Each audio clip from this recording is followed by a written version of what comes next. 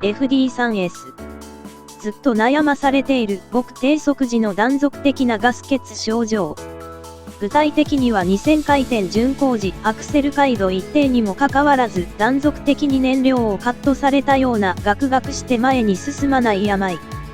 発症してからアクセルを踏み込むと症状は収まり何事もなかったかのように普通に走行。もちろんスロットル周り ACV 各温度センサの類バキュームユニットと素人ができる範囲は点検や交換をしてきたが最近の診察で分かったことはエアコンやヘッドライトをつけたいわゆる電気負荷が高い時でかつ完全に車が温まってから発症する病であること。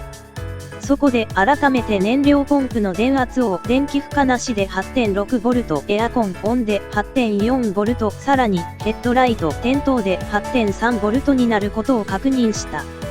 今日は配線の劣化の有無の判断材料になるかどうかは素人の私にはわからないがとりあえず配線抵抗を測ってみることにした。テスターに導く配線の抵抗は 0.3 オームだ。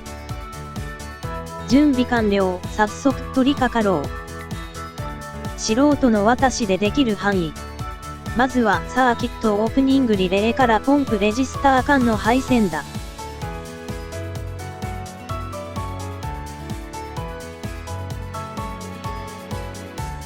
0.2 オームと出た。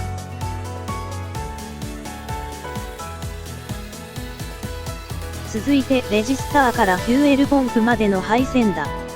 リアトランクの下の燃料ポンプにつながる車両側かくらとボンネットの中にあるレジスターの車両側かくらにテスト配線をつなげて測定するためテスト配線の延長が必要だ。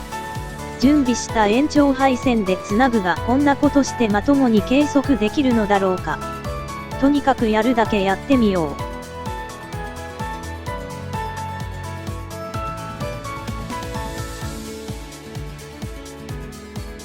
この範囲はテスター配線を延長したので結果の最大 0.5 オームからテスター延長分 0.3 オームを差し引いた 0.2 オームにしておこう。最後はフューエルポンプからバッテリーマイナス端子の配線だ。この範囲もテスター配線の延長が必要だ。計測結果から 0.3 オームを差し引くことにしよう。それにしても車庫が狭く暗くやりづらい。もっと広い車庫が欲しいものだ。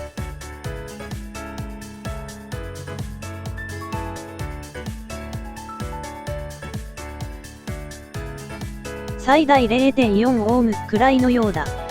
0.4 オームからテスター延長分 0.3 オームを差し引いた 0.1 オームということにしておこう。結果としては 0.2 足す 0.2 足す 0.1 で 0.5 オームだがこれは正しいのだろうか。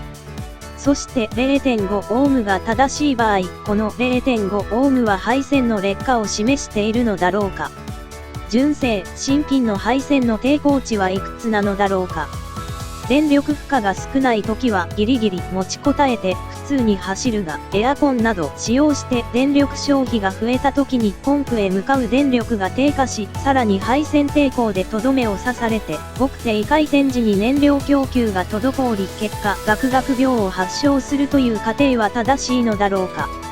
どなたかご存知の方、ぜひコメントをくださいませ。